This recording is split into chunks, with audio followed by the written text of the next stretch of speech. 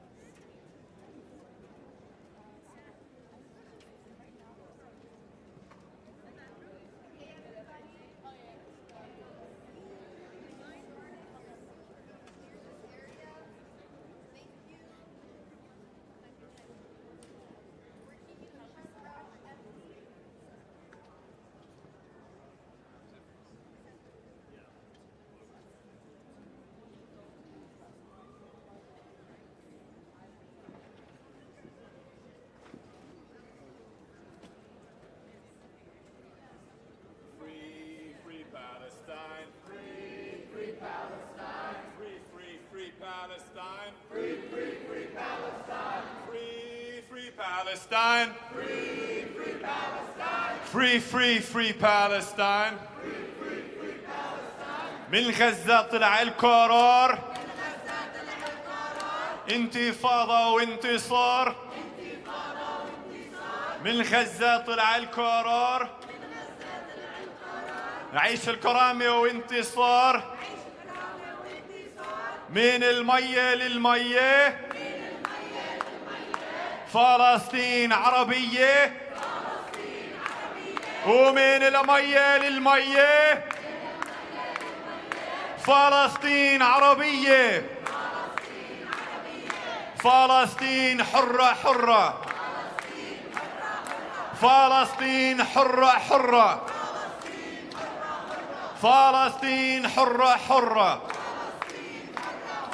How's everybody doing? How's everybody's first day going? What do you guys think about the arms embargo panel? Everybody ready to go back to their locales, back to their communities, back to their workplaces, and organize for a two-way arms embargo on Israel? Everybody ready to make sure that corporations like Maersk stop shipping military and weapons components to Israel? Is everybody ready to build on the last year of struggle and to take it forward? What about the first panel? Everybody learned a lot from Zionism, imperialism, and the shifting battlefield? We're seeing how things are going. We're seeing this shifting moment. We're understanding further and further that Zionism, that Israel are isolated.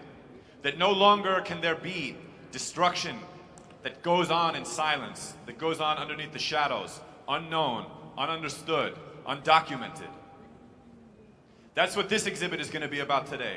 And we're going to get started in a moment, but before we do, let's keep the energy high.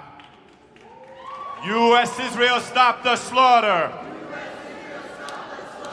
Gaza needs food and water. Come on, I know it's been a long day, but I know this crowd has a lot more than that in them. U.S. Israel, stop the slaughter. Gaza needs food and water. U.S. Israel, stop the slaughter.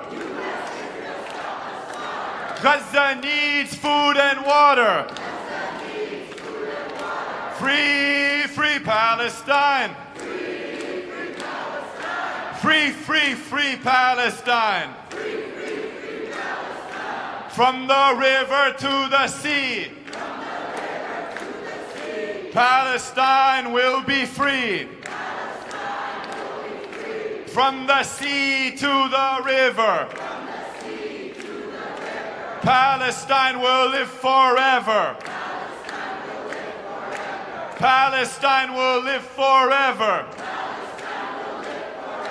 We're going to switch back and do some Arabic chants. Who in here is ready to chant in Arabic? Who in here is ready to chant in Arabic? وما خلقنا نعيش بذل. Let's go. We'll go slow. We'll start slow and we'll build up. ما خلقنا نعيش بذل. خلقنا نعيش بحرية.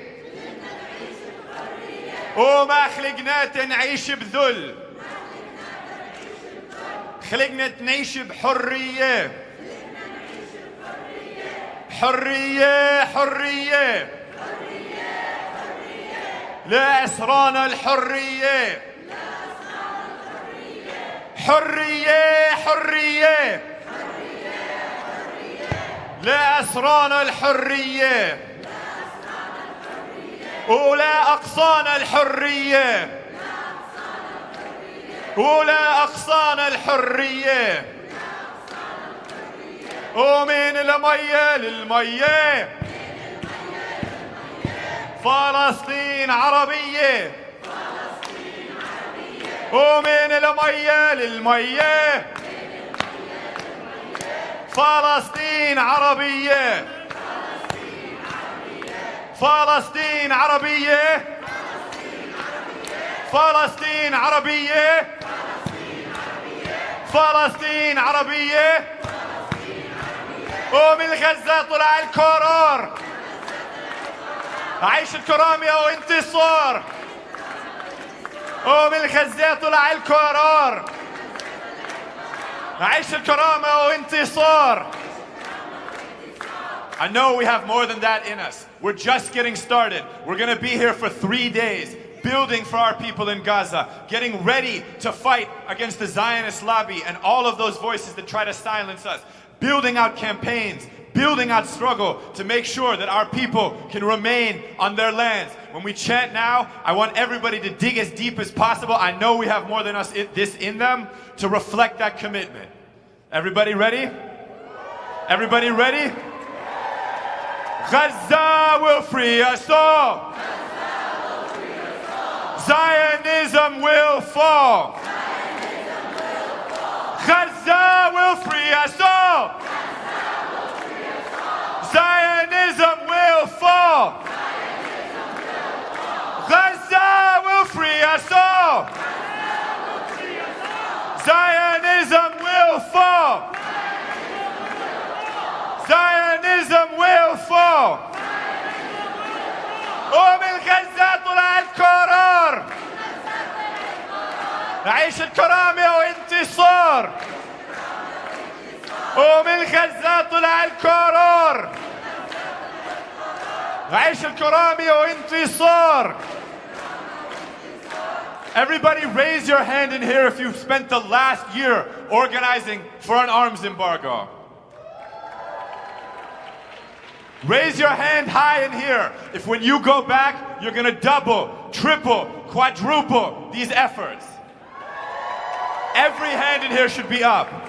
Every single hand in here should be up. I know we're all going to do this. I know we're all ready to take this commitment, to continue following the compass of Gaza. Who's looking forward to tomorrow? Are we tired? Are we tired? Are we tired? Are we feeling good? Are we feeling strong? Are we feeling ready? Do we know what we're fighting for? Is Gaza what we're fighting for? Is Palestine what we're fighting for? Is liberation what we are fighting for? We're going to now begin our next session. Over the last 2 years, we have seen the whole-scale destruction of every single part of the Gaza Strip.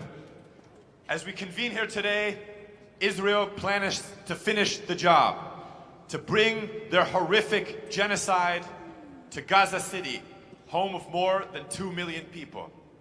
Alongside this horrific assault, we've seen arrogant, egotistical attempts by the Zionists, by the Americans, by all of their allies to cover up the genocide, to pretend that this hasn't happened, to try to prepare for the day after when they'll try to slip away from responsibility. But we won't let that happen. The movement will not let that happen. We will ensure that this is forever their image and that there is no going back. Projects like the one that we're going to get into today, built out by members of the Palestinian youth movement who have been affected by this genocide, whose families have struggled, who have gone through the unknowable pain of being under Israeli and American bombs for more than almost 2 years, built out this map to show Gaza, what Gaza was before October 7th, and what the Zionists and the Americans have turned it into. I'll now pass it over to Shada and Felak from the PYM to take us further through this project. Thank you for that really invigorating and mobilizing introduction. Today, we are going to break down the architecture of genocide. We did this presentation as a way to not just document, to not just witness, to not just grieve, to not just commemorate, but to activate, to organize, to mobilize, because we are witnessing one of the most gruesome and horrific acts of our lifetimes. And we bear responsibility in the diaspora, whether you are from America or Canada or Europe or across the globe. Our governments are complicit in this genocide. And we must ensure that we are doing every single thing that we can to end this bloodshed, to end the violence and the brutality that we are seeing. We are here 18 years of a blockade, 2 years of ongoing genocide, more than 100 years of dispossession. But the story of Gaza is not a story of chaos or of tragedy without reason. It is a story of a people systematically targeted because they have refused to give up their land, their identity, and their existence. As we move through this presentation, I'd like you to keep one question in mind. What do a people require? A city, a state, a country. What do they require to exist, to live? And we will show you how Israel has purposely targeted every single entity of life that Gaza has.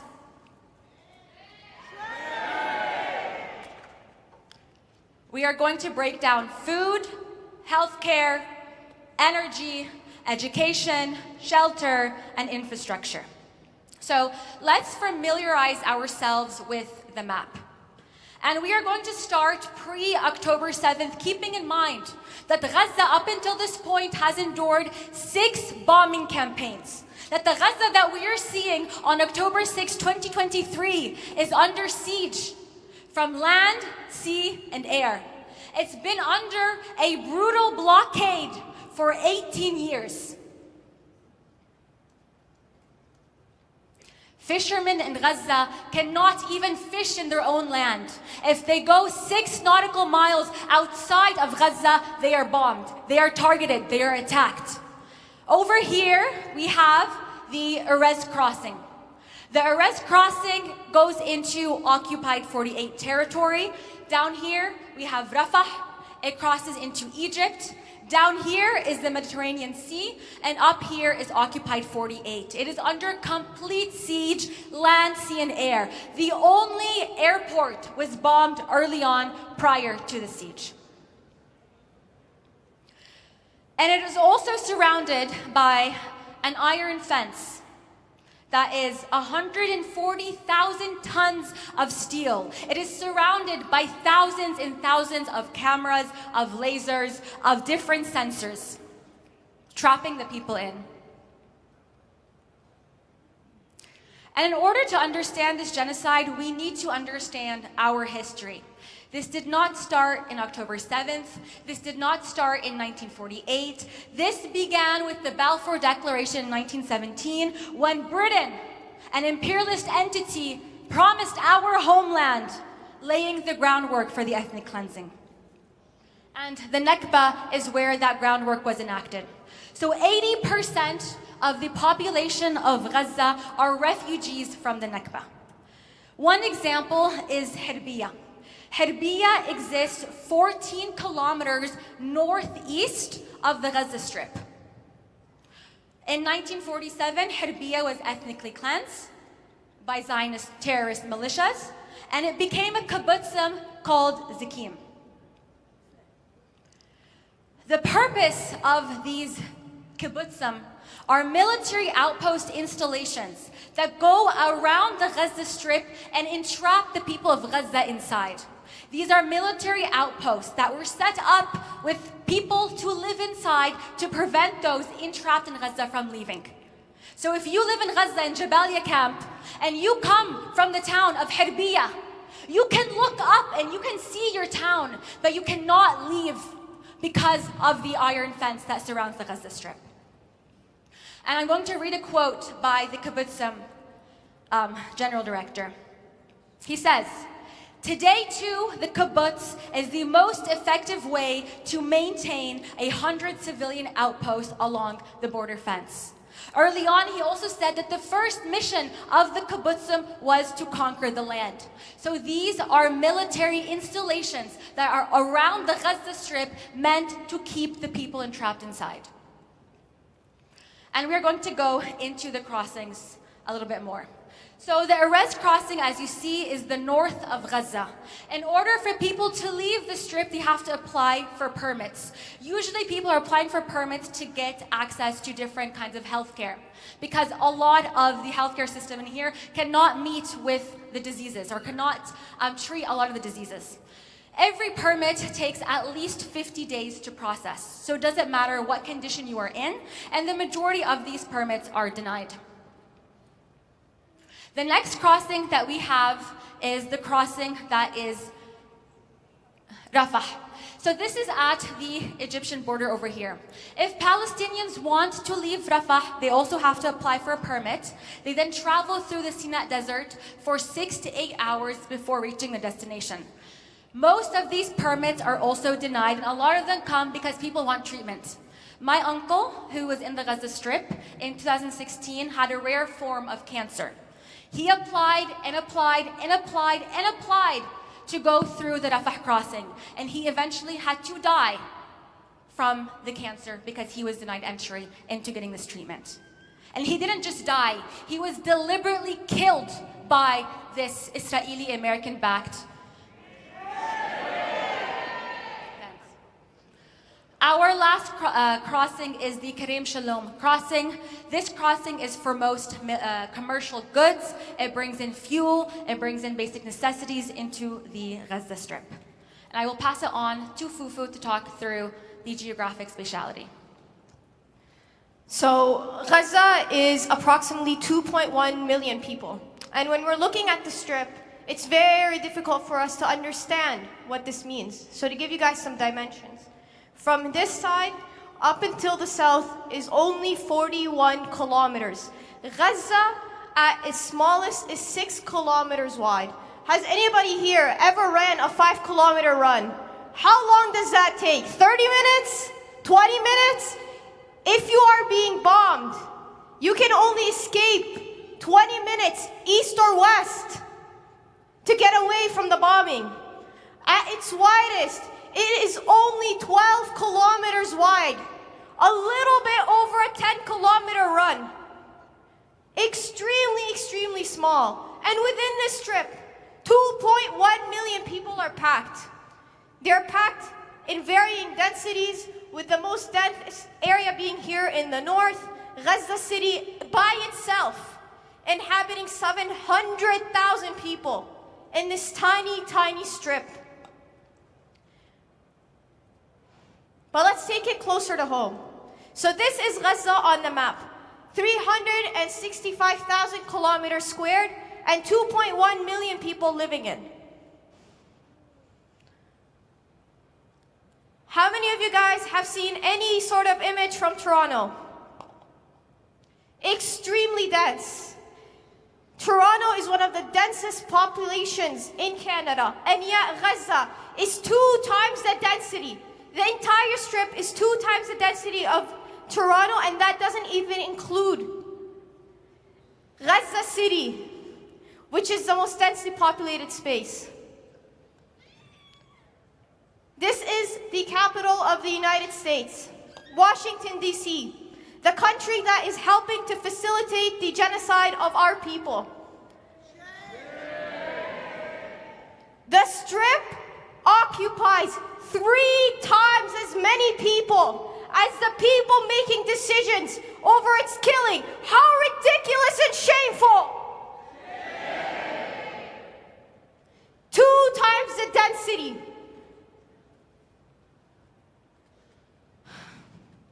Now that we have a bit of an understanding of what the spatial makeup of the strip is, let us take a moment and understand how things actually move throughout the strip. So you'll see here we have 2 main roads. This road is Salahuddin Road, and it is basically the highway of the Gaza Strip. If you want to move at any point from the south into the north, if you have aid being delivered, power, anything of the sorts, it has to go through the Salahuddin Road. And it is the single most important road and artery of the strip. Below is Al-Rashidi Road, and this becomes the second most important road in the strip. If for whatever reason people can't access Salahuddin Road, then they take the Rashidi Road.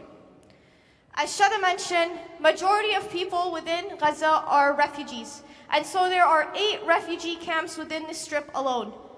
One of the most notable ones is Jabalia, right here, home to over 70,000 people. One of the most prideful and resistful and steadfast refugee camps in the entire world and in Palestine.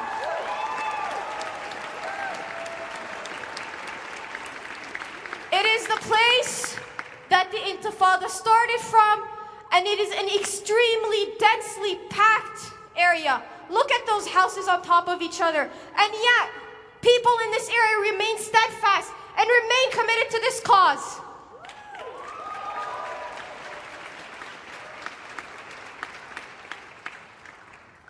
Gaza is a source of steadfastness, and everything that Israel does is an attempt to suffocate them.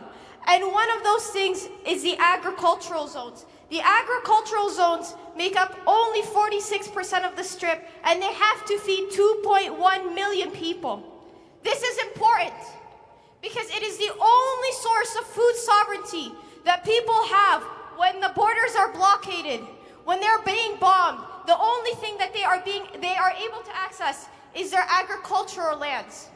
And yet, through every single campaign, Israel has bombed all of the agricultural lands over and over. It continuously sprays pesticides on it, resulting in the land losing a lot of its ability to grow things. But people in Gaza do not give up. They have olive groves, they have citrus trees, they have strawberries, and they grow for themselves what Israel intends on destroying. And they continue to grow these fields and take care of them.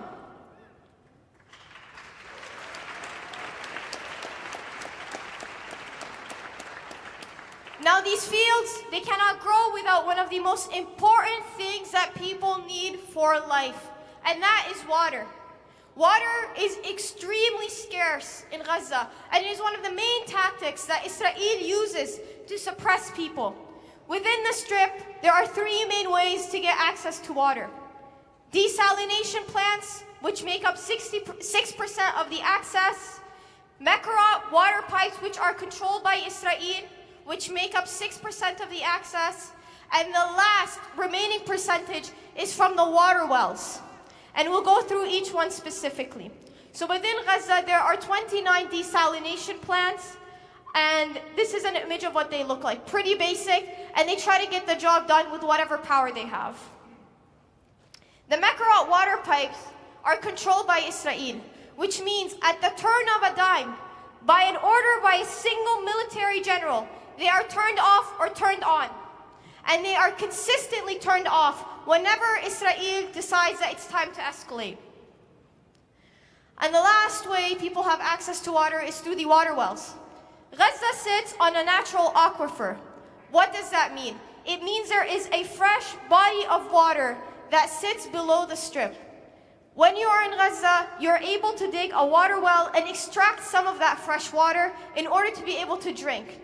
These water wells rely on power, they rely on solar power or any kind of generator in order to be able to extract the water. But more importantly, the aquifer that sits below the strip is extremely, extremely fragile. Let's say some seawater seeps in, or some contamination from wastewater, it becomes completely unusable. So keep that in mind as we go through the rest of the presentation. And these are the 8 wastewater treatment plants that try to maintain the waste within Gaza. They are already over capacity and are unable to maintain what is being produced, but they try to keep going. And this is what it looks like. Also pretty simple, but they are extremely underpowered and over capacity as it is. And lastly, our Gaza power plant, which sits in Deir Balah.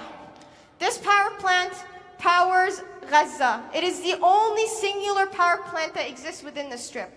It is extremely old and has been bombed by Israel through every single escalation. This power plant is only able to produce 25% of the power that Gaza requires to survive. 50% of the power, people in Gaza actually have to pay their occupier taxes in order to be able to have access to. The last way that people have access to power in Gaza is through solar panels. Every single bombing campaign, this power plant gets destroyed. So what do people do in Gaza? Do they give up? No. They come up with new solutions at every single turn, and one of those things is the solar panels, which supply 25% of the power in the strip. So we're going to walk through the healthcare system prior to the genocide. So the healthcare system in Gaza has had to adapt over time in order to meet the horrific conditions that the people of Gaza are under. Hospitals in Gaza don't just serve as a place where the wounded go to get treatment. Hospitals also act as shelters and have acted in the 6 previous bombing campaigns for the people of Gaza. It's also a place where journalists go to document. It's a place where the civil society goes to organize rescue missions. It is an important hub for the people of Gaza. There are 36 hospitals across the Gaza Strip. As you can see, the majority of them are focused and contained within Gaza City. This is one of the most densely populated areas in the entire strip. North Gaza and Gaza City has 1.2 million people. It also has the most specialized hospitals. So if you require treatment for a specific condition in your eye, your brain, your heart, you would travel to Gaza City to get that treatment. And if you are cut off from this, you are cut off from almost 23 hospitals. The healthcare system in Gaza is extremely overwhelmed. It is 36 hospitals meant to treat 2 million people. These hospitals don't have access due to the siege to basic medicine, medical equipment, and other things required to sustain this hospital. In the previous 6 assaults, these hospitals were also targeted by Israel, and I'm going to read you some statistics. In 2007, Israel repeatedly bombed the hospitals in Gaza. In 2008, 58 hospitals and clinics were bombed and destroyed, and 6 ambulances were bombed. In 2012, 16 hospitals were bombed and 18 ambulances were destroyed. In 2014, 17 of the 36 hospitals were damaged in just 50 days, and they killed 23 medical workers. In 2021, amid the COVID pandemic, Israel not only denied vaccines to the people of Gaza, they destroyed the only vaccination center. This is an entity that is deliberately targeting anything that sustains life in an attempt to kill the people of Gaza. In terms of the economy, Due to the blockade, Gaza's economy has been strangled for nearly 2 decades. Imports and exports that are necessary for industry are very tightly restricted, which means that the blockade has turned Gaza into an isolated economy, unable to produce, unable to trade, and unable to innovate and sustain itself. The unemployment rate in Gaza is 50%, but for youth it is almost 65%, and this is pre-genocide. The poverty in Gaza is abysmal. 81% of the people in Gaza live under the poverty line. There is a dependency on aid. So with the lack of industry and agricultural land not being accessible due to bombing campaigns, 75% of Gaza's population are dependent on aid to survive. Gaza's economy before October 7th was not underdeveloped by accident. It was systematically strangled by a blockade designed to keep Palestinians in a perpetual survival mode, to prevent them from building a self-sustaining system and entity and real sovereignty, enforce dependency on their colonizer and international aid, and designed to be permanently dependent, permanently fragile. In regards to education prior to the genocide, there are about 150 UN UNRWA schools and another 200 private schools across the Gaza Strip. There are also 11 universities in Gaza. The people of Gaza, despite the blockade, value education at such an incredible way, The literacy rate in Gaza is one of the highest in the world. 98%. It also has the highest PhD per capita in the world, showing that Palestinian society is a society that values life, that will fight for life even in the most death-inciting conditions.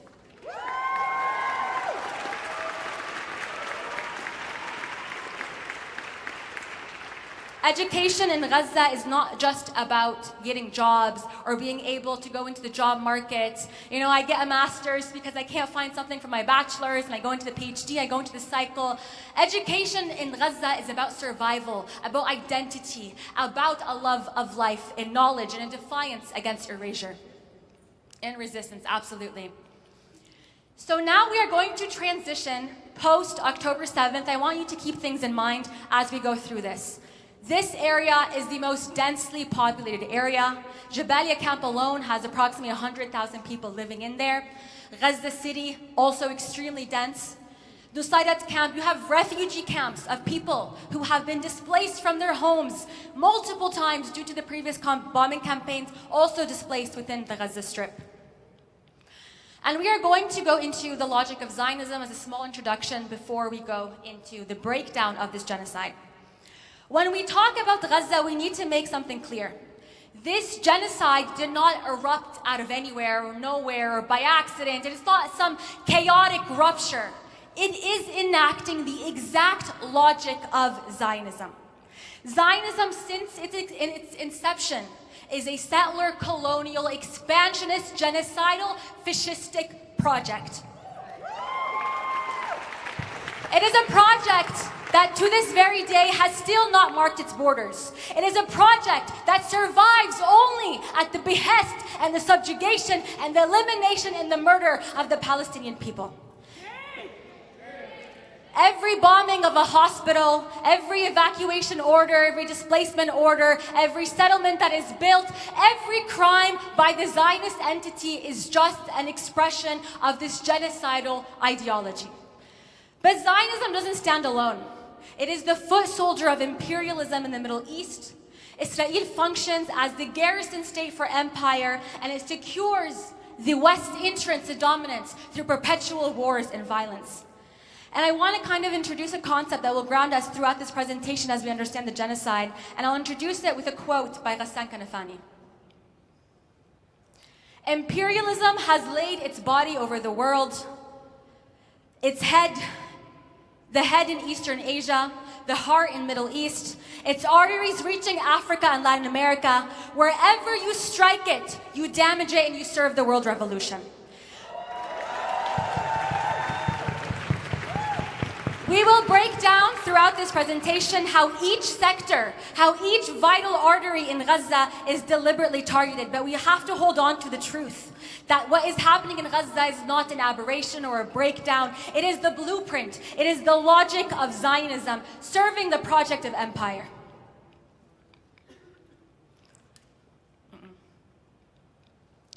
Gaza is not an isolated tragedy. Gaza is the continuation of the Nakba. And what we are seeing today is the same project, the same logic, and the same conclusion. This is in 1948, and this is in Gaza and our people today.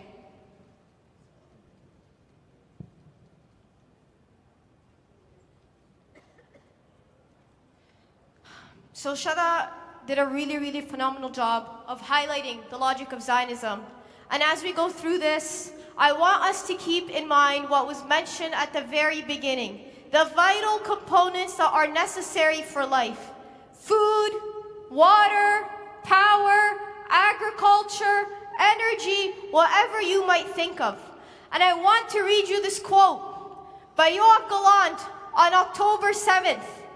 And I want you to see how many of those vital components are listed as military targets. He says, I have ordered a complete siege of the Strip. There will be no electricity, no fuel, no food, no water. Everything is closed. We are fighting human animals. This quote will set the stage for the next 2 years of one of the most brutal genocides this world has experienced. 1 second.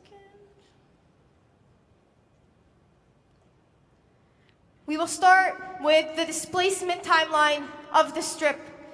This timeline is a blip in the long history of occupation, of displacement, of murder of the Zionist entity. But it shows us what was undocumented during the Nakba, what may have been missed during 1967, and it highlights the logic of Zionism in its purest, most evil forms as a settler colonial murderous project intended at destroying every avenue of life. It is in 6 stages as we have outlined it, but is ongoing and continuing. October 7th, Israel orders for people to evacuate from the north of Gaza to the south. 1.1 million people living here within the north, suddenly forced to cross into the south, an area they do not live in. And they are told, evacuate on the Salah ad-Din road, it is your safe passage. This is people evacuating on that road.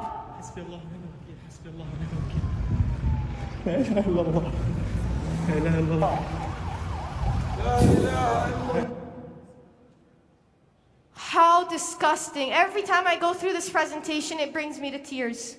So as people are leaving, packing their families in their cars, taking their belongings, they are bombed on what is a so-called safe route.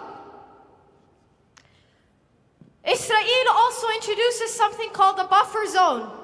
A buffer zone is intended to be a military safe zone for the Zionist army. I want to highlight the location of the buffer zone in relation to every single piece of agriculture that you see in the before, specifically targeted to kill any ounce of life, agricultural life that exists within the Strip. Israel goes in, attacks, and this is what a buffer zone looks like. It is raised and turned into sand and dust, unable to be used again. While people are leaving, Israel starts to introduce something that we will all become familiar with, which is the Netzerim corridor. The Netzerim corridor essentially cuts the Strip in half from the north to the south. And as people are leaving, they are crossing 2 checkpoints, one at Salah ad-Din Road and one at Al-Rashidi Road. And this is people trying to evacuate. And the reason why there is such a huge pileup, as you might notice, these are the temporary checkpoints at that point in time. People are forced to go through them in order to be able to evacuate. But these checkpoints are no ordinary buildings. They hold something. And I want you to notice this man is holding his ID. That is because there is facial recognition technology that is installed within these checkpoints. As 1.1 million people are forced to evacuate from the north to the south, their identity is being confirmed and tracked and stored. And this is only possible through companies like Palantir, which take that information and allow the Zionists, shame, yes, shame, and allow the Zionist army to then take that and target entire families using technology called Where is Daddy? This technology allows Israel to locate when the father is home, because that is when most likely the family is gathered, and that is when people are bombed and targeted. And we will get more into that. This presentation, genuinely, every time we research more, it gets more and more horrific with every new tactic they introduce. December 1st, Israel introduces a new approach to their genocidal campaign. It's called the grid evacuation. Do you guys remember the images of the papers being dropped from the sky when Gaza was separated into these 612 random, completely random districts? These districts were marked by absolutely nothing on the ground. Arbitrary lines drawn. And why is this important? Just think of how you were trying to get into this hotel, for example. You're Googling, you're finding like points of interest near you, roads, markers, something. This is how we operate within our cities. We look towards landmarks we understand. Nobody looks at their city from a bird's eye view, trying to locate if they're in district 601 or 605 before they get bombed. And so, as people are trying to evacuate and being pushed again from the north into the south, and now from the middle into further south, they are trying to navigate this confusing system.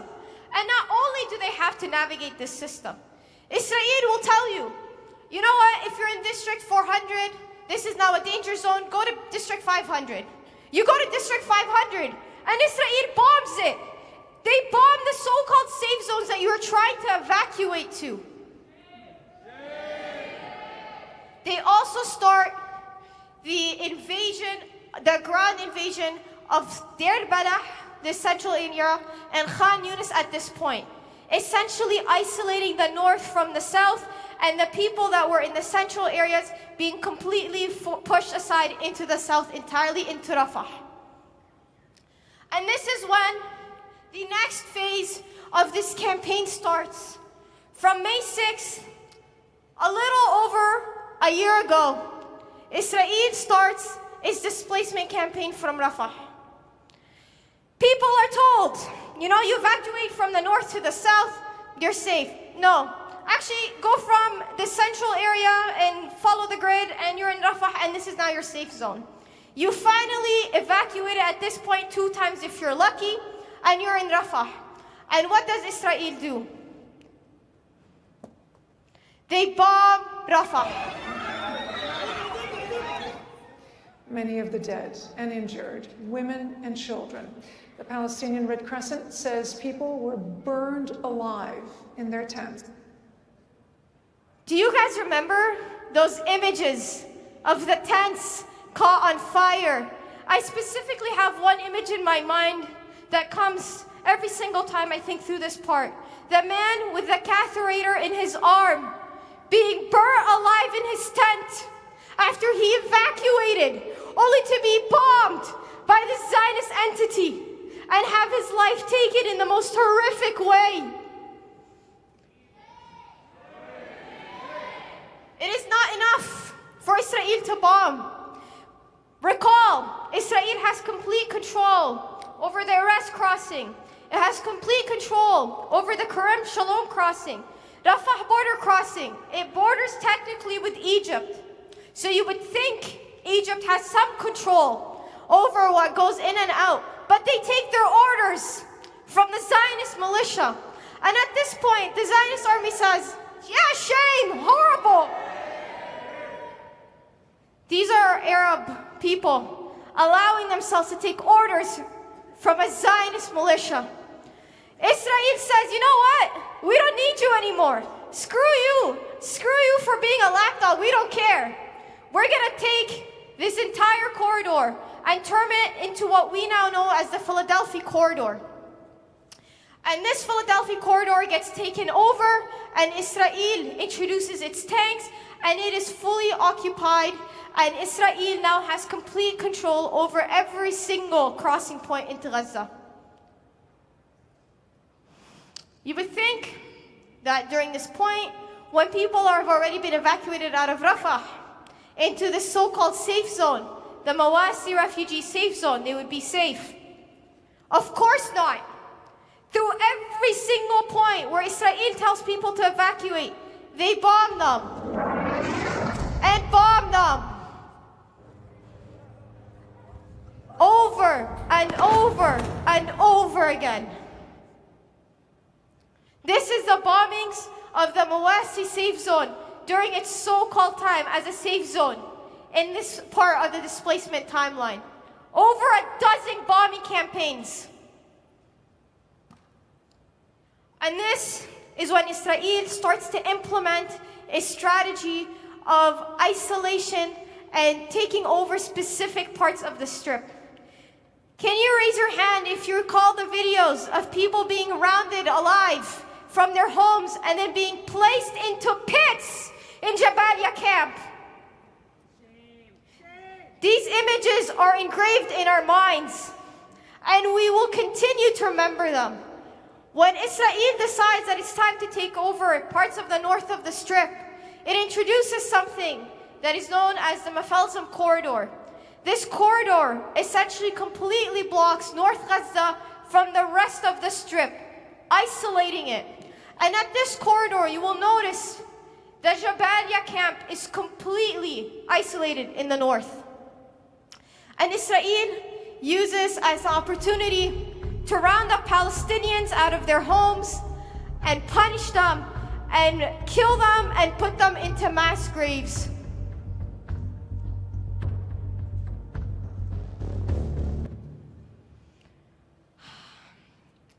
After this phase, there was a temporary ceasefire, which Israel continued to break. And that was on March 7th. So, when we're talking about laying the foundation, this might seem like an odd title, but it is the foundation of the Zionist project to take over the Strip, to set itself up with the parts that will allow it to continue to annihilate this land. These are Israel's borders before the ceasefire is broken within the Strip. It is supposed to be only contained to the eastern front of the Strip. And you will notice this map does not look like that anymore. And Israel implements a multi-tiered system to get from this point to this point that we see here. The first tier, or the first step in laying the foundation, is to completely empty out specific areas. And so we see Israel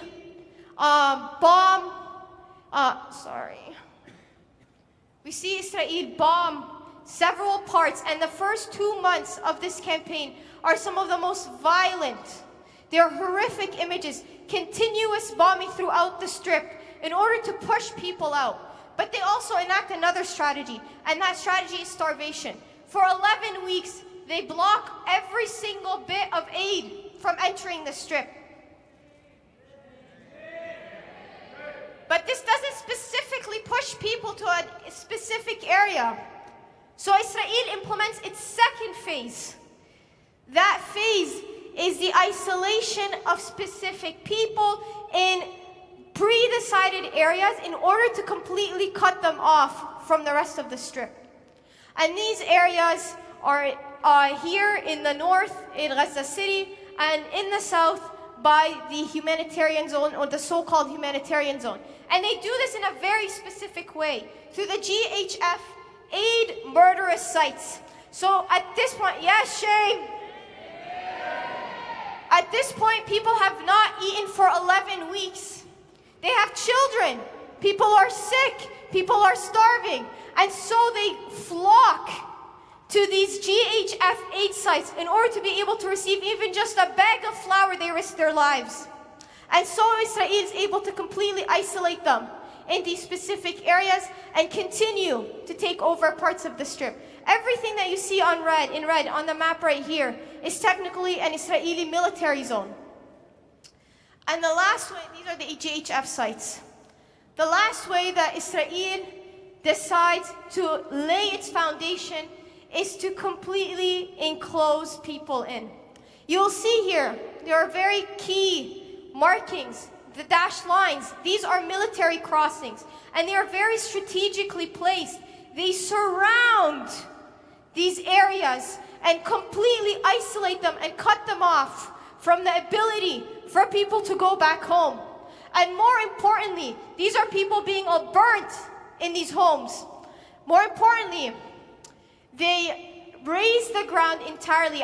Did you guys see the footage, the drone footage that goes over the strip and the level of destruction that has been placed upon it? They completely destroy any chance for people to return. And that is the point that we are at right now, which is their implementation.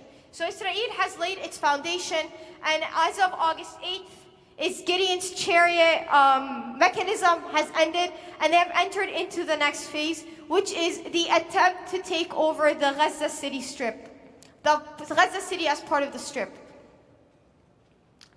This is a quote. August 20th, it says, from Smotrich, one of the ministers in Israel, he says the Palestinian state is being erased from the table, not with slogans, but with actions. Every settlement, every neighborhood, every housing unit is another nail of the coffin of this dangerous idea. And we see this enacted throughout the entire genocide. And I want you to relate this quote back to the point about the kibbutz. Every single housing unit that Israel puts up is an attempt to completely erase the attempt at a Palestinian state. Just for us to understand as we go and proceed, this is the Gaza Strip as it is right now, and this is the area where 700,000 people are taking refuge. It is the size of Heathrow Airport, one airport that people are having to live their entire lives in while being bombarded. And I will pass it off for infrastructure. So, as we mentioned, Gaza is one of the most densely populated areas in the entire world. There's approximately 20,000 people per square mile. And we tried to show this on the map through the density of the buildings and the refugee camps and how people are packed in, which means it creates an urban fabric where if you are to bomb or to hit or to target anywhere, you will hit something that is critical for sustaining life. You will hit a power plant, a hospital, a desalination plant, a water treatment plant. It is impossible to hit any part of Gaza without either murdering people or hitting something that is essential.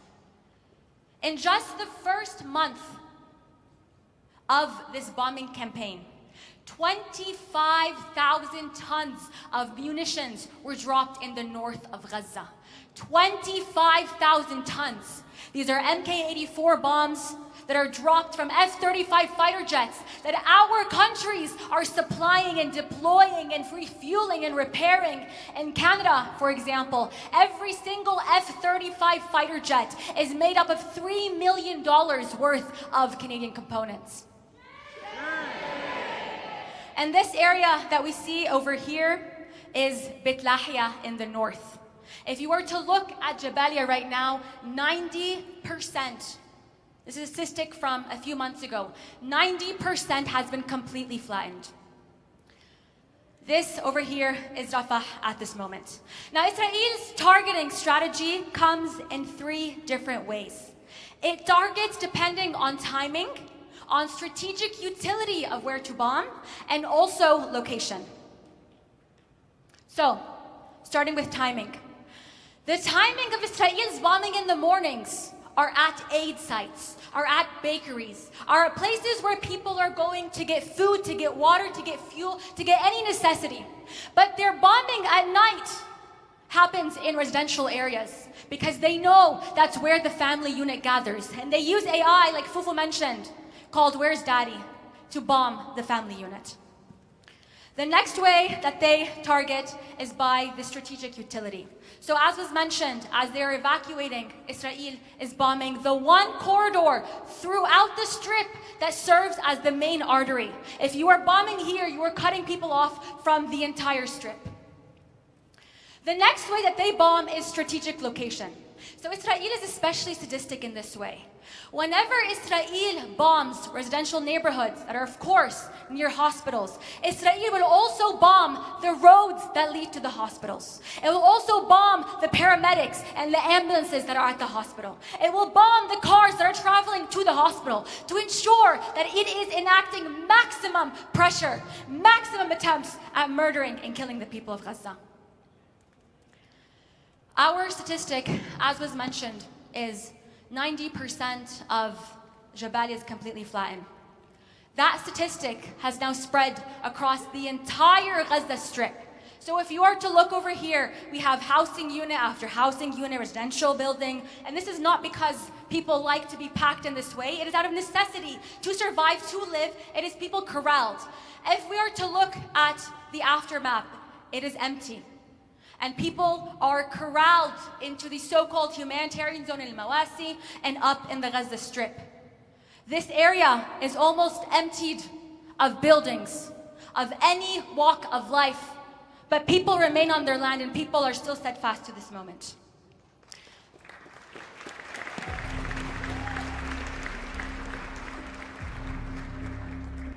Before we go to the hospital, the West likes to pretend that it cares about culture, about heritage. When they see Notre Dame going up in flames, all the Western governments will send millions and millions and millions of dollars.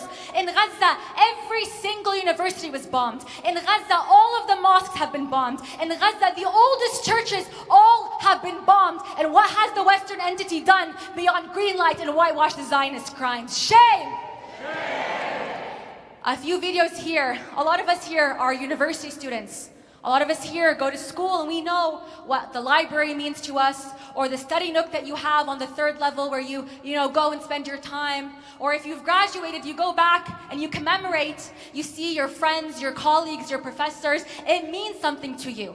But it is also the knowledge production of the people of Gaza. We said that they have the most PhDs per capita. It is the people who will not die no matter what. And this is what Israel does.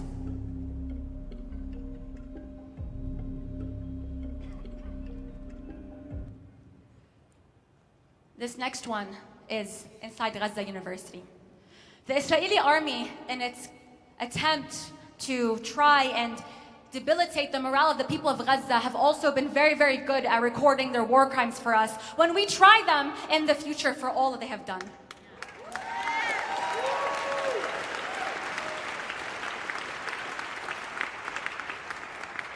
This is another university that has been bombed.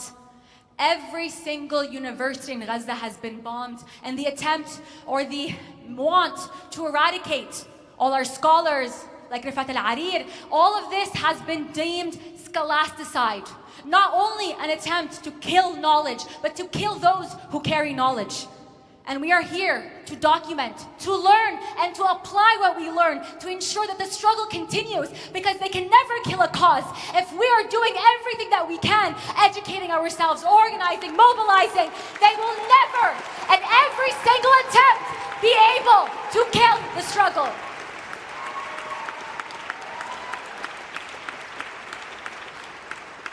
There are hundreds and hundreds of schools, as marked here in the little yellow buildings across the camp. Every single school in Gaza has been bombed. Hundreds. Every single school has been bombed. And these schools act not just as schools, but as shelters. They have no bomb shelters to go to. So they go to schools, and these have all been bombed.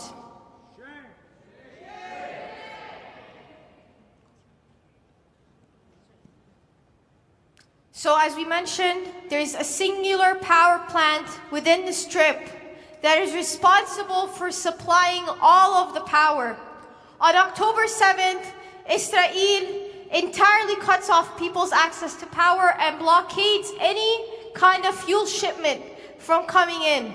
On October 13th, they bomb this power plant and they destroy it.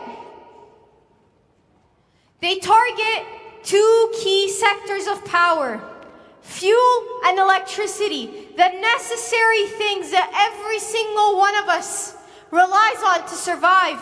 But people in Gaza continue to innovate at every single turn and come up with new technologies and new ways to combat this genocide. For fuel, how many? Yes, let's clap for them.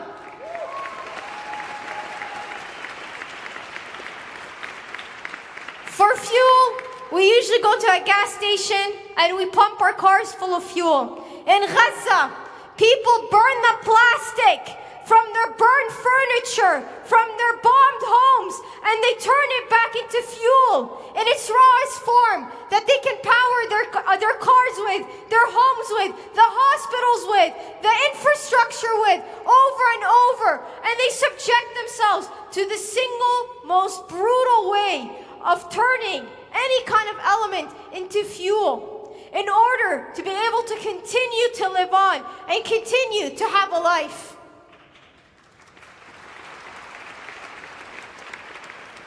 This is a lady cooking a meal for her family. Around her is the rubble from her home and from the homes of her neighborhood. You know what people do in Gaza? In order to be able to cook, they go into their bombed homes. They take the building, they take whatever wood furniture they can find, and they burn it for heat, for food, just at the ability to be able to continue. And you will see, with as limited resources as she has, she will continue to fight for her family, and continue to push on despite the bombing.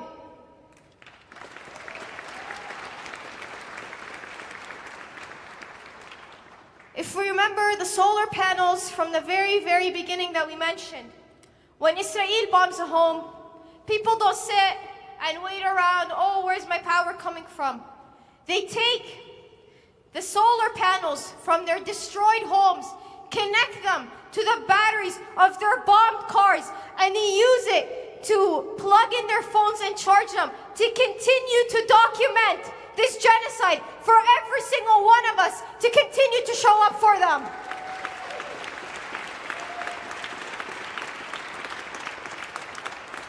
This is the struggle that our people go through to ensure life, to ensure their voices are heard. And Israel bombs at every single turn and targets it. These are images of the destroyed solar panels. And some people ask, where do people get internet in Gaza? There's only a few lines left, telephone lines or Wi-Fi lines that people can connect with. And they climb into dangerous areas, continuously targeted areas, in order to be able to have a signal to send a message out for the rest of the world to continue to show up for them.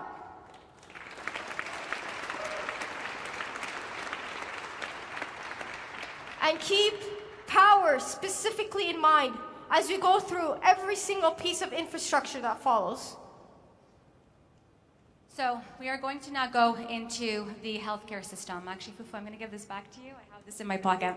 So we are going to go through the healthcare system, and we've broken it down into 7 separate stages as we do the displacement timeline. You will notice that the healthcare system and the displacement timeline, the same days mirror one another. And that is because a military incursion is an attack on the healthcare system. A military incursion is an attack on disability rights. A military attack is an attack on women's rights. A genocidal attack is an attack on every form of life, and we will walk through stage 1 at this moment. Now, as we said, there are 36 hospitals across the Gaza Strip, and these hospitals are placed in locations meant to be able to, for people to service and access them as quickly as possible. So we have Al-Shifa Hospital here, just some key indicators. We have Nasser Hospital down here by Khan Yunis, the one where 5 journalists were killed in the media just a couple of days ago. We have Al-Rantisi Hospital up in North Gaza, and we have the rest of the hospitals down in the Gaza Strip. So, who knows when this photo was taken during the genocide? What date of the genocide? Anyone can go. 25th day? Who else? What other day? 10th day. This is the 10th day of the genocide. Doctors have had to hold a press conference with bodies and bodies piled up, asking and pleading with the international community to do something. Stage 1 of the genocide is the first 3 weeks of this bombing campaign. Israel, in just the first 3 weeks, bombs and puts out of service 4 hospitals. The first hospital is the International Eye Hospital over here in the north. The second hospital that it puts out is also in the north. هذا هو حال مستشفى بيت حانون الذي توقف عن العمل منذ اليوم الرابع للحرب الإسرائيلية على قطاع غزة. The next hospital is also in the north, Mohammed al-Durra Hospital, and this hospital is bombed with white phosphorus. The fourth hospital that is put out 4 days into this genocide is Al-Karama Hospital. On October 13th, there is an evacuation call.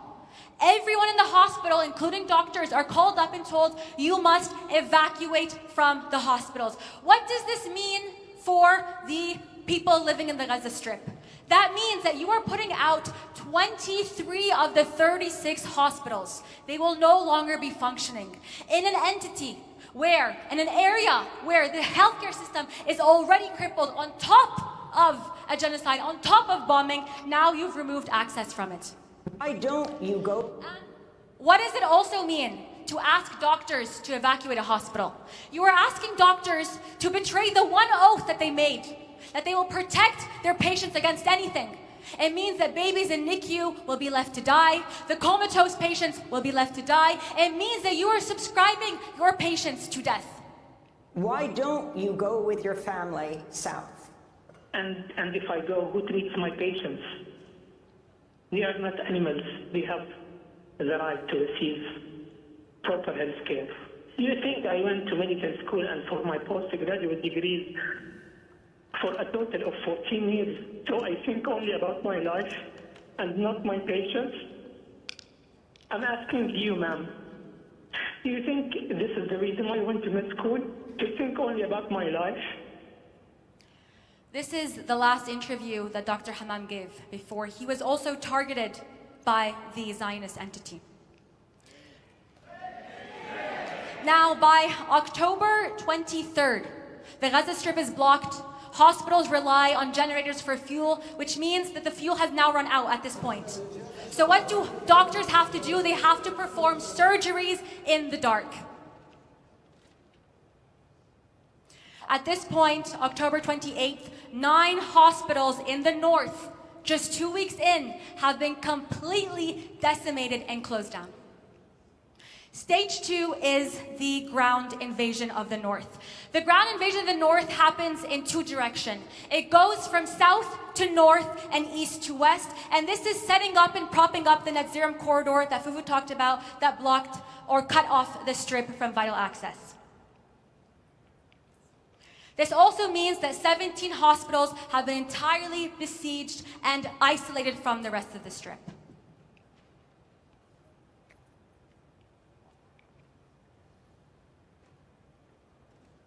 At this point, 7 hospitals have now been besieged by Israeli tanks.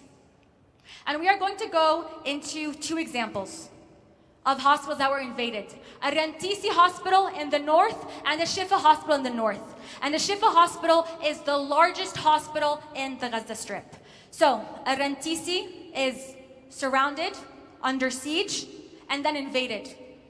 Thousands and thousands of patients and those who are sheltering now have to die in the hospital.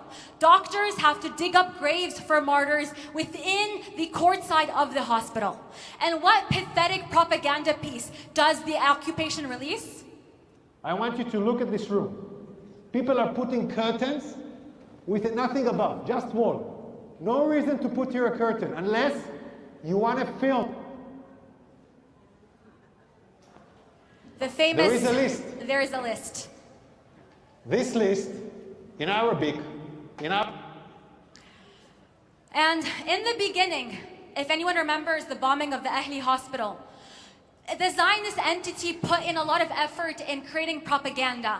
This person bombed it, no, it wasn't us, it was this group and that group. And we spent time entertaining the Zionist propaganda lies and going back and forth. Soon after that, the Zionist entity bombs every single hospital without care.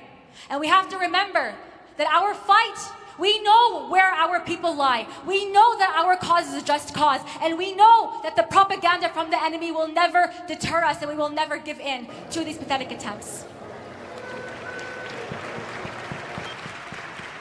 Now we will go into a Shifa hospital. I'm going to speed run through this for time. Al-Shifa Hospital is the largest hospital in the Gaza Strip. At this point, it was housing over 45,000 people. Why? Hospitals are not just for the people who are going to get treated. They are also places where people shelter for safety because under international law, they are meant to be protected. So, Israel, of course, will bomb a Shifa hospital. But prior to that, people are dying at an alarming rate. Israel is bombing. The morgue in a Shifa hospital, the largest hospital, fills up. What do people have to use to store bodies? They have to store bodies now in ice cream trucks and refrigerated vans. That is how horrific and deplorable the conditions are just the 2 months in.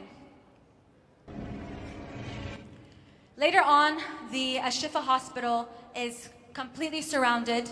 The IOF says, time is up, you must leave. People evacuate on what is called Umar Mukhtar Road. And of course, they are targeted and they are bombed. Even those, if people remember, carrying a white flag. Later on November 10th, Israel bombs the hospital 4 times. 2 of those times in the maternity ward.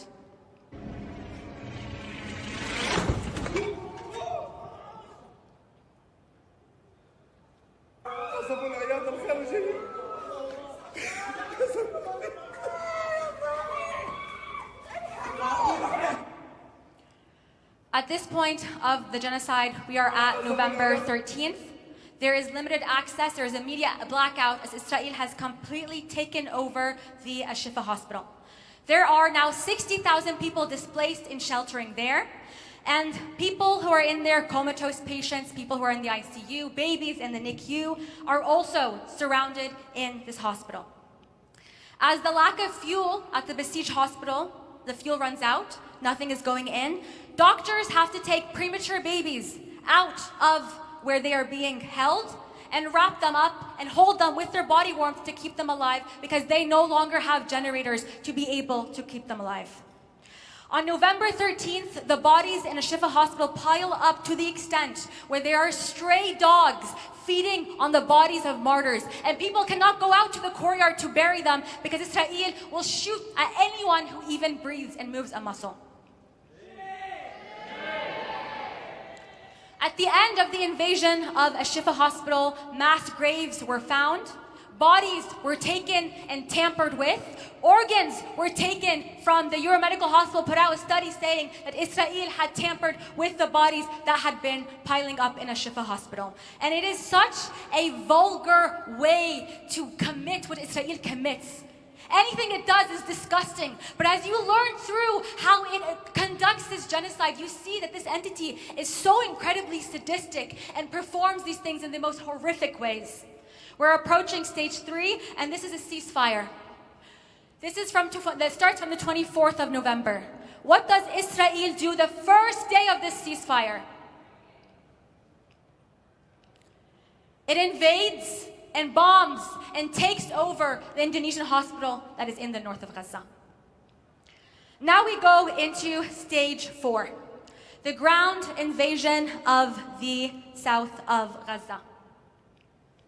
Now, Israel, at this point as well, has bombed, besieged 2 hospitals in the north. So as it's concentrating in the south, it is still bombing the north and the remaining hospitals that are operating after all of this genocidal attempts that it had put it through. Kamal Adwan Hospital and Al Auda Hospital are put out. But something to note, that yes, these hospitals at some points are completely out of capacity, but the people of Gaza rebuild. Kamal Adwan Hospital has been rebuilt so many times, and so have the other hospitals. No matter what they do, people continue to build and resist and refuse the attempt to annihilate them. So, now the grand invasion from the south of Gaza, it comes in. I'm going to focus on Nasser Medical Complex. It encircles the Gaza Strip, going out from the south and then from the east, cutting off these hospitals from the people of Gaza. And it besieges and invades Nasser Medical Clinic, and it also takes, murders, kills, and again, mass graves are found. A characteristic of the invasion of these hospitals is people finding mass graves piled up, very shallowly buried, with patients that still have catheters in their arms in these graves. Stage 5 is the ground invasion of Rafah. So Israel enters from the Karim Shalom crossing, which we said is over here, up from the Gaza Strip. It wreaks havoc on the remaining hospitals in that area. And what it does by going and taking the hospitals from the north is multiple things. Number 1, it is debilitating the healthcare system. But number 2, it is forcing people out of their homes and into the so-called humanitarian zone of Al-Mawasi, where hundreds of thousands of people are now sheltering. And you can see it with these makeshift refugee camps that we have to show this and to display this. The next stage that we are entering in is stage 6, and this is the wholesale takeover of the north. At this point, October 1st, Israel has blocked all aid entering the north. All aid, fuel, food, and water, and people are starving. We are entering into the 4th phase of the famine. These are people corralled, locked up, unable to leave, with no access to fuel because we said they conducted and put in the Net Zero corridor that is over here. If people want to get aid that only comes from Rafah, they must go through the Net Zero corridor, which of course they are unable to. And that is when we saw the flower massacre as well. When people went to the Net Zero corridor at a place called the Nabulsi roundabout, and they were targeted, and we saw the blood on the flower bags. Israel bombs Jabalia on the 30th of October, and it is one of the most brutal bombing sites we've ever seen. Multiple craters left by 2,000 tons of bombs in a refugee camp that is housing people who have been displaced and displaced and displaced and displaced. And now,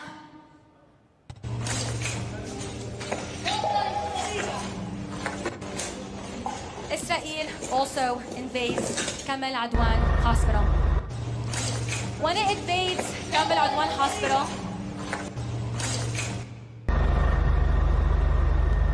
it takes all of the men in the hospital, it strips them, and it detains them. They also detain Dr. Hussam. We see the footage here of Dr. Hussam bravely giving himself up after refusing the attempts of the entity to leave his patients behind.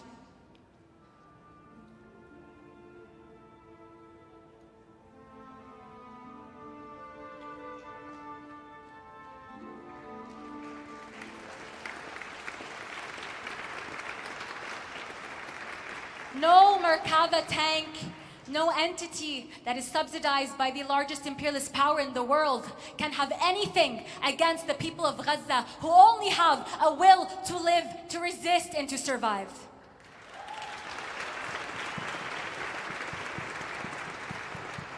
The IDF at this moment announces that we have now split up the north of Gaza and into two, and this is them also starting to prepare for the takeover of Gaza City. Now we are in our final stage. Final siege of all of Gaza, not just the healthcare system. At this point, all 36 hospitals have been bombed. Every single hospital protected under international law have been bombed. Not only have they been bombed, multiple hospitals, tens of hospitals, have been turned into military outposts, have taken the thing that gives people life and turned it into a structure of death. And shame! Now, we might have folks from the healthcare industry, but what does it mean to destroy the healthcare system? What it means is when Israel bombs, you will get multiple cases, multiple injuries, multiple people wounded. Each person wounded has multiple special cases. So you require a doctor to work on your heart, you require someone to work on your eye, maybe a plastic surgeon. That means with every bombing, you have multiple cases that require multiple specialists. And they purposely bomb in the middle of the night to ensure that they are enacting as much damage as possible, since at this point, the majority of hospitals have run out of fuel. What it also means is that those that have chronic illnesses, those who have diabetes, those who require constant medication for whatever disease, don't have access to it anymore. What does it mean for those who are disabled? What does it mean for those who require attentive and special care? It means that they are left to die deliberately. It also means that illnesses that are waterborne, that are airborne, illnesses that we have gotten vaccinations for, that are meant to be ancient diseases, now spread and populate through the people of Gaza, and there's not an ability to try to, or not, and not an ability to try and stop it due to the complete destruction of the healthcare system.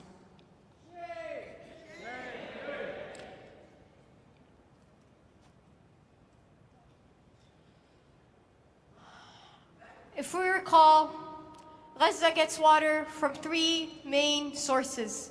And Israel, throughout this genocide, has systematically targeted every single way that people have been able to get water in order to maintain their control over the strip. The first part is the water pipes. The water pipes, anything that you see that is a white popsicle, a blue popsicle stick here, that is the water pipes that enter Gaza. 3 of them. October 7th, Israel turns off. 6% of the water access gone. One order. The next 6%, the desalination plants, Israel targets systematically through a targeted campaign. First, by bombing. They bomb every single desalination plant over and over.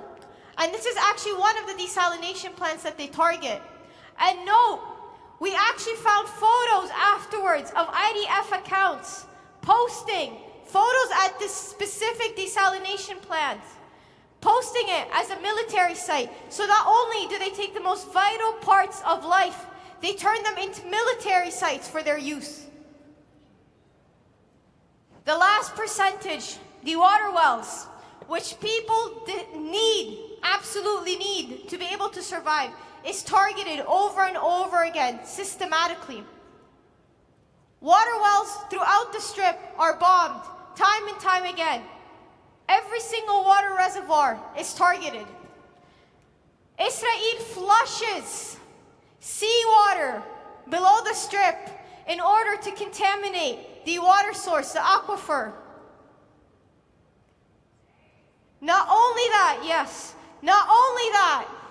they bomb every single wastewater treatment plant to ensure that the waste in Gaza is no longer being able to be treated, and it is seeping into the natural aquifer. It is reintroducing ancient diseases into the strip that were once gone, but they're now reintroduced over and over again. And people no longer have access to a single drop of water. Agriculture. One of the main ways that Israel has targeted, and we will go into aid, it has bombed every single site. You will see there's no green zones in the entire strip. And it has done this through two key ways. It has targeted agriculture through immediate destruction, like bombing, like ground invasions, like raiding, and the other through the permanent decimation. This is things like pesticides, like white phosphorus, and so on and so on. This is an overlay of the ground invasion with the agricultural sites, and this is what it looks like before and after. They have also bombed every single greenhouse in the strip. People can no longer grow food indoors. And this is them targeting these agricultural lands with white phosphorus, so they're no longer fertile.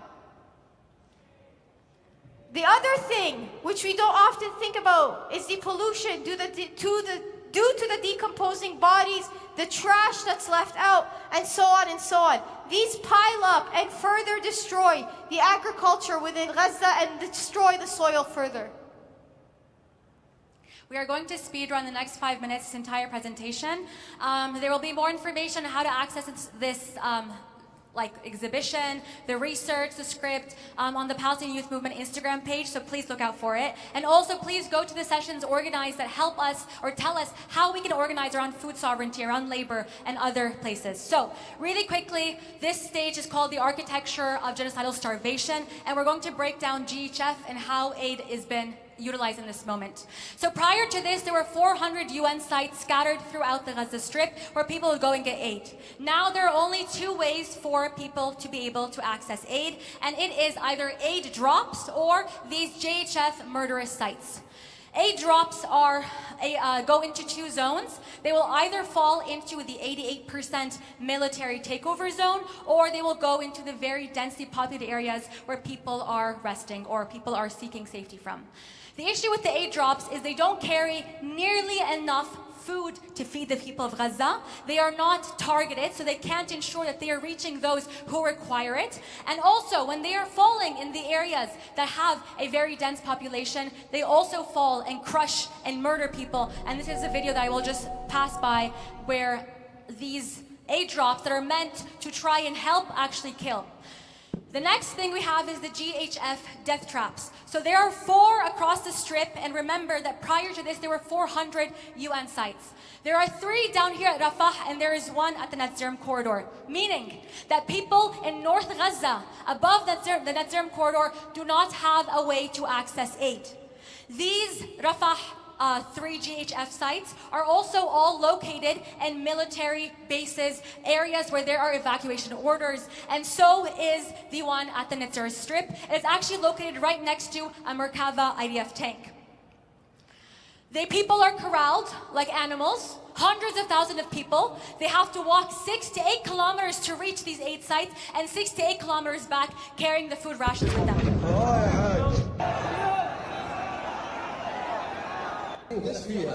People are also only given food that requires water to activate it, and they are not given water. So they have lentils, they have macaroni, and they are unable to use it. They are also systematically targeted and murdered at these aid sites. And I'm going to skim through these videos.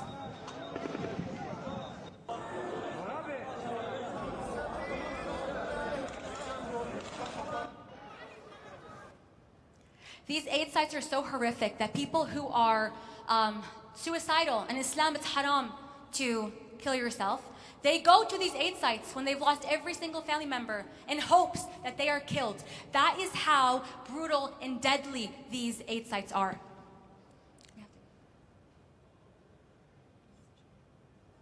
Yeah, so I'll run through this very quickly. Israel systematically targets people's ability to mobilize and to move. This is a settlement within the West Bank, and you will notice Israeli settlements take up the entire blue space, whereas Palestinian areas take up the orange space. Israel systematically places itself in areas where it can isolate people and cut them off from life-sustaining needs and essential supplies, and you can see that reenacted here as well on the strip. The last thing is the targeting of media. So Israel deliberately targets media, and we saw the bombing at Nasser Medical Complex, which killed 5 journalists just 4 days ago. And Israel has killed, up until this point, more than 270 journalists. And I'm going to read the words of Hussam Shabat, who is one of these journalists, who was killed and targeted by the Israeli entity as a way to ground our ending. If you are reading this, it means I have been killed, most likely targeted by Israeli occupation forces.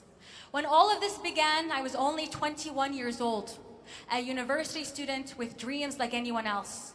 Over the past 18 months, I have dedicated every moment of my life to my people.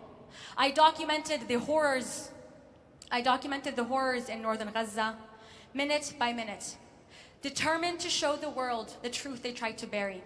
I slept on sidewalks, in schools, in tents, wherever I could. Every day was a battle for survival. I endured months of hunger, yet I never abandoned my people. By God, I fulfilled my duty as a journalist. I risked everything to convey the truth, and now, at last, I am at rest. Something I have not known for 18 months. I did all of this out of faith in the Palestinian cause. I believe that this land is ours, and the greatest honor of my life was to die in its defense in service of its people. I ask you now, do not stop talking about Gaza. Do not let the world turn away. Keep fighting. Keep telling our stories until Palestine is free. For the last time, Hussam Shabat from northern Gaza.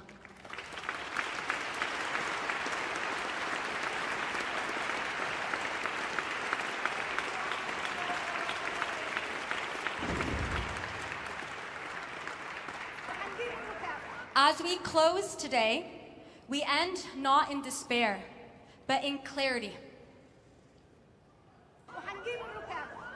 وحنعمل حترجع غزة أحلى من قبل.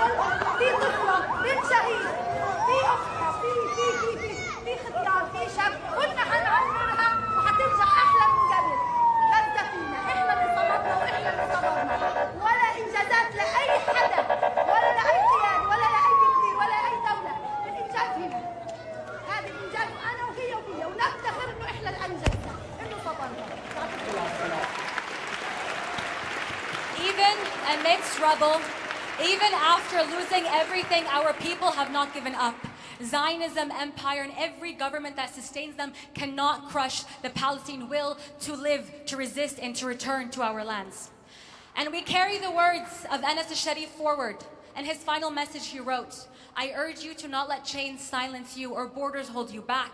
Be bridges toward the liberation of the land and its people until the sun of dignity and freedom rises over our plundered homeland. And I will leave you with this final video, I promise, last video.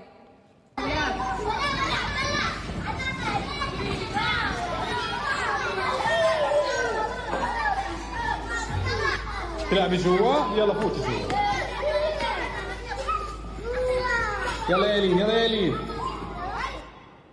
This is the reality.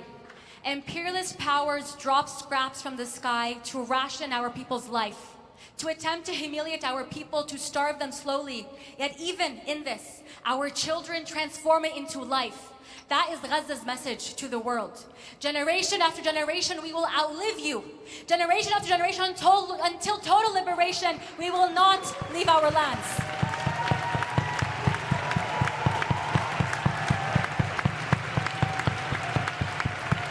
So we are at a precipice in this moment. Gaza is on the edge of no return, and what we do in this moment will determine the fate of what comes next.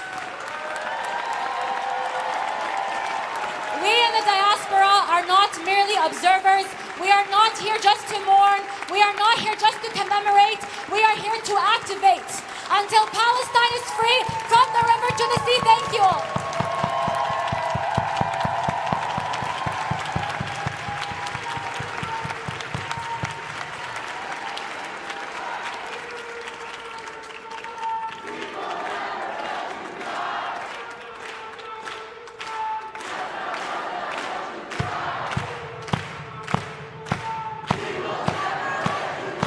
Gaza, Gaza, don't you cry.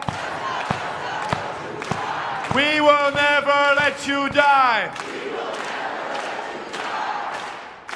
Hussam Shabat's words, Anas al-Sharif's words, the words of every martyred journalist, the words of all that came from Gaza are many compasses that put us on the path we must go forward on, the path of liberation. Over today, we've assessed and understood this through various means. Thank you again to Shada and Falak for creating this amazing exhibit, which concretizes, which gives us a visual representation put right in front of us in material of why we need a two-way arms embargo. This level of destruction is appalling, and this level of destruction must end. And as it does, we have another role to play here in North America and in the far diaspora, in building and sustaining the steadfastness of our people in Gaza. This convening today is also a fundraiser. This convening today will also directly, over the course of this weekend, contribute to that steadfastness. As you leave the room tonight, you'll pass people with boxes collecting money for Mecca. Mecca, which has provided essential services in North Gaza throughout extreme siege and starvation, and through all of the Gaza Strip. As multiple of our speakers told us today, the proposed aid distribution system is inadequate. The GHF slaughter sites must be shut down and must be replaced with the full flow of surging, life-saving humanitarian aid. We can contribute to that right here through donating to Mecca, through these boxes that you'll see on your way out, and through buying tickets in a raffle, the proceeds of which will all go to the same fundraiser. Tomorrow we will be back here at 10 a.m. We will continue building what we started here today. As we go home to rest, I want all of us to reflect on the many lessons we've learned.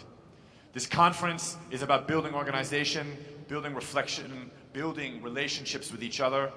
And so when we get a good night's sleep and reflect and talk to those we meet on the ways out and in the hallway, let's remember what we've learned today and let's come back fresh. I'll see you all here tomorrow at 10 o'clock as we continue in the Anas al-Sharif room to carry Anas's words forward. Thank you.